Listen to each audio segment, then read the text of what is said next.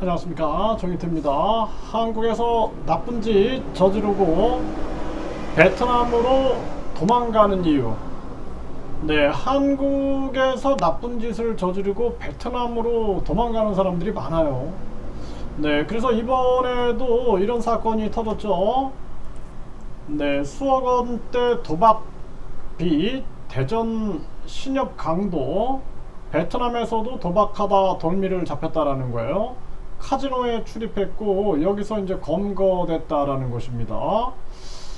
네, 이 참 안타까운 일인데, 또 여기 보면은 나우 뉴스에서 보도한 내용인데, 교포 토막 살해 범인 30대 한국인 베트남에서 사형 선고를 받았다라는 거죠.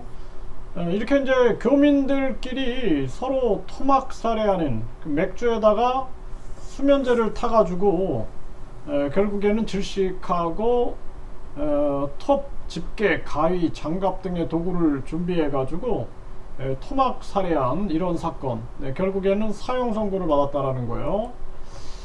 네, 여기도 보면은 호치민시 인민법원 교민 가정 살해 한국인의 사형 선고했다. 인사이드 미나에서 전했어요. 이것도 마찬가지거든요. 이 노래방에서 실장으로 이렇게 근무하다가 알게 된 교민 집에 침입해가지고 결국에는 이 남편을 사망시켰고, 딸과 이 부인은 크게 중상을 입었는데 결국에는 이렇게 사형 선고를 받게 된 거죠. 네, 살인죄에 대해서 사형, 강도 절도죄에 대해서는 징역 14년, 네, 징역 2년을 선고했다라는 거예요. 네.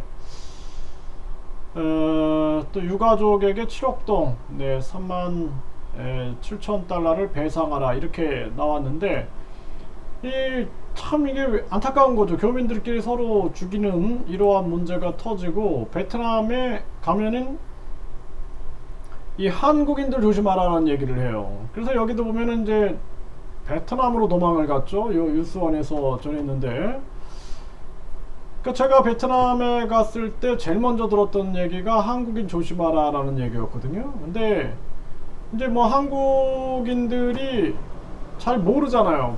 베트남에 대해서 잘 모르니까 가면은 이제 한국인들한테 의존하게 돼 있어요. 간판이 이제 한국어로 돼 있는 한국인 타운 쪽에 가게 되죠. 보면은 뭐 부동산, 컨설팅 막 이런 게 써 있어요. 그런데 가게 되면은 대부분 거기서 이제 사람들이 기다리고 있는 거예요.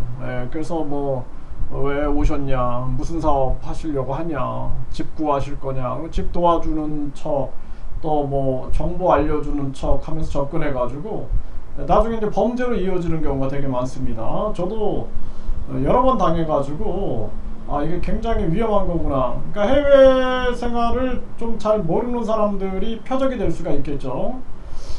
그래서 이제 한국에서 나쁜 짓을 저지르고 베트남, 특히 왜 베트남으로 가느냐. 그러니까 베트남에 보면은 마약에 중독된 그런 사람들, 도박에 중독된 사람들이 많아요. 마약을 일단 구하기가 쉽고, 그리고 도박을 할 카지노에 외국인들이 자유롭게 드나들 수 있고, 카지노가 굉장히 많습니다. 이런 데로 빠지게 되는 거거든요. 마약, 그리고 도박, 또 각종 뭐 성적인 그러한 부분에서도 상당히 용이하게 접근할 수가 있는 거죠. 이러한 부분들. 그리고 이 베트남이라는 것이 일단은 베트남이 이제 무비자 45일이에요.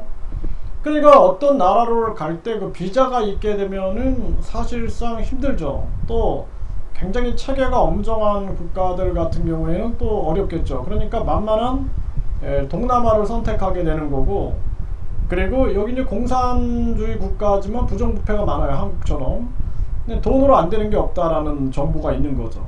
그리고 무비자, 그러니까 제일 쉽게 갈 수 있는 거예요. 비자 없이 45일을 머물 수가 있고, 45일 후에는 옆에 태국이라든지 캄보디아, 라오스가 있거든요.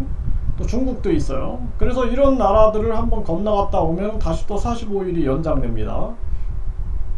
또는 뭐 관광 비자로 바꿔가지고 또 넘어갔다가 오면은 또 관광 비자를 연장시키는 그러한 경우로 계속 거주할 수가 있는 거죠.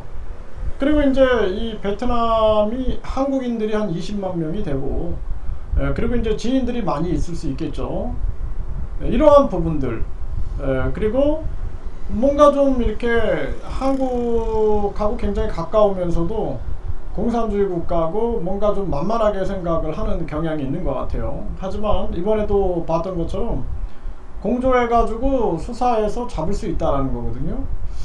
그래서 이 베트남이라는 곳이 베트남에서 이제 굉장히 열심히 사시는 분들은요, 자기 할 일에만 충실하십니다.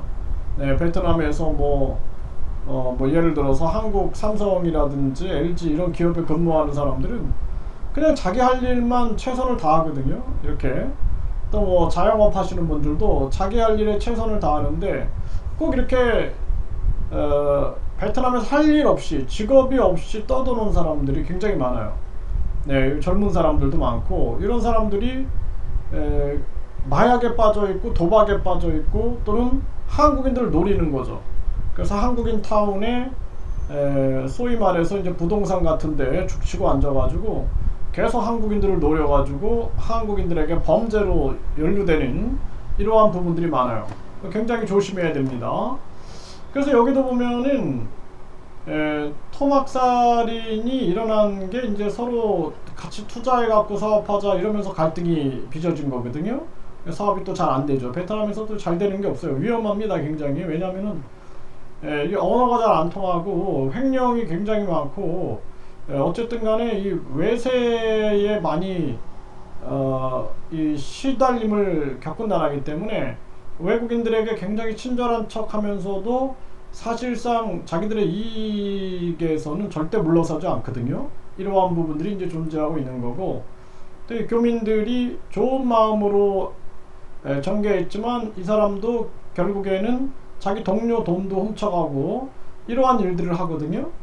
그래서 이 베트남이라는 곳이, 저도 한국인 2명이 갈 곳이 없다 그러더라고요. 제가 이제 베트남은 집이 크잖아요. 그래서 한 7층 되는 집을 임대를 했는데, 그 7층 집에 이제 방을 이렇게 살다 보니까 이제 남는 방이 있어요.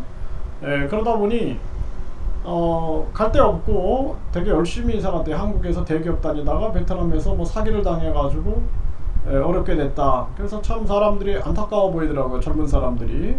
네, 한 30대 정도인데, 그래가지고 방을 하나 내주고 1층에서 한번 당신들이 했던 뭐 사무실 뭐 디자인 일을 했다 그러길래 그 일 하면서 한번 다시 회복을 해봐라. 그리고 대신 뭐 집값 방값은 무료로 해주겠지만 그 1층에 그 임대료는 내가 딱 그냥 20만원 정도는 받겠다. 한번 열심히 한번 해봐라. 이렇게 했는데 그 뭐 임대료 내지도 않고 돈을 훔쳐갖고 도망가더라고요, 그냥. 그래서 한 2달 정도 있었는지 있더니 그냥 돈을 훔쳐가지고 달아나 버리더라고요. 그 어느 날 그냥 야반 도주해 버리더라고요. 그런 일들이 있습니다. 그래서 참 굉장히 안타까운 생각을 했는데, 이런 일들이 끊임없이 벌어지고 있다라는 거예요. 그래서 베트남에서 자기 일을 명확하게 갖고 움직이는 사람들은 굉장히 훌륭하신 분들이 많아요. 저도 뭐 베트남에서 열심히 사시는 분들 참 많이 만났는데, 근데 할 일 없이 떠드는 사람들, 특히 한인촌에서 할 일 없이 떠돌면서 컨설팅 해준다고, 그리고 한국인들에게 상담해 준다고, 뭐 투자거리가 있다, 내가 뭐 베트남 고위 경찰을 안다, 고위직을 안다, 이런 얘기하는 사람들 굉장히 많아요. 근데 알면 뭐합니까? 실질적 도움이 안 돼요. 베트남은 뭐 술만 먹으면은 다 알 수 있어요. 그래서 이러한 부분들이 굉장히 위험한 부분이다라는 것을 인식을 해야 합니다. 요즘에 많은 한국인들이 너무나도 베트남으로 들어가려고 하거든요. 근데 베트남이 이제 무비자 45일이고 주변국을 왔다 갔다 하면서 비자는 계속 늘어나는 거죠. 기간이. 그렇게 쉽게 거주할 수 있어요.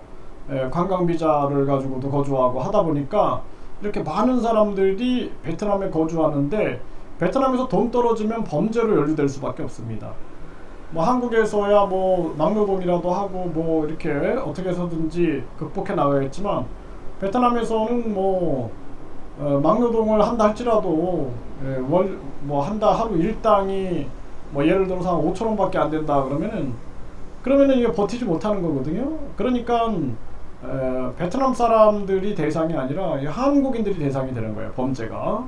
그래서 많은 범죄가 일어날 수 있다라는 것을 항상 유념하셔야 되고, 안타깝지만 한국인을 조심해야 한다라는 이 부분을 인식을 해야 되고, 훌륭한 한국인도 있는데 이 뭔가 이렇게 도움을 주려고 하면서 정보를 주려고 하면서 자기를 과시하려고 하는 그리고 투명하지 않은 이런 사람들은 절대적으로 아예 그냥 인연을 맺지 말아야 된다. 그리고 아무것도 모르고 베트남 들어가 가지고 그렇게 한인들한테 또 의존하다가 크게 당하는 경우가 있기 때문에 만약에 이제 꼭 내가 베트남으로 가야겠다 그러면은 저는 가서 베트남어만 1년 공부해라 이렇게 제가 얘기를 하거든요. 베트남어 공부하면서 거기서 이제 기숙사 같은 데서 생활하면서 베트남을 익혀 나가면은 위험성을 줄일 수가 있겠죠.